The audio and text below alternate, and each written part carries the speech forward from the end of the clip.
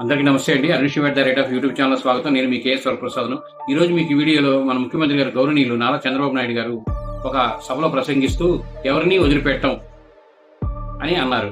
అది ఏమిటి అనేది చూద్దాం. గంజాయి డ్రగ్స్ చాలా ప్రమాదకరమని సీఎం చంద్రబాబు నాయుడు గారు అన్నారు. గతంలో విచ్చలవిడిగా గంజాయి డ్రగ్స్ వినియోగం పెరిగిందని, ఎవరైనా గంజాయి డ్రగ్స్ విక్రయించినా కొన్నా వాళ్ళ తాట తీస్తామని, ఎవరిని వదిలిపెట్టమని ఆయన హెచ్చరించారు. అవినీతి లేని వ్యవస్థకు శ్రీకారం చుడుతున్నామని, పింఛన్ కోసం ఎవరైనా లంచం తీసుకున్నట్లు తేలితే వాళ్ళని వదిలిపెట్టే ప్రసక్తి అనేది లేదని, కఠిన చర్యలు తీసుకుంటామని ఆయన చెయ్యేరు సభలో ఆయన తెలిపారు. ప్రజలను ఉద్దేశించి ప్రసంగించారు. కాబట్టి ఏమిటంటే ప్రతి ఒక్కరూ డ్రగ్స్ పట్ల చాలా అప్రమత్తంగా ఉండండి. మన ఎంతో మంది జీవితాలు నాశనం అవుతున్నాయి.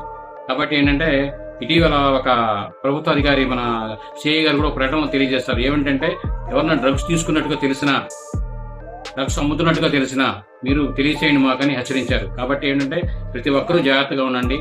ఈ వీడియో చూసినందుకు ధన్యవాదాలు. మేము మరిన్ని వీడియోలు చేయడం కోసం లైక్ చేయండి, షేర్ చేయండి, తప్పకుండా సబ్స్క్రైబ్ చేసుకోండి మీరంతా. Thank you.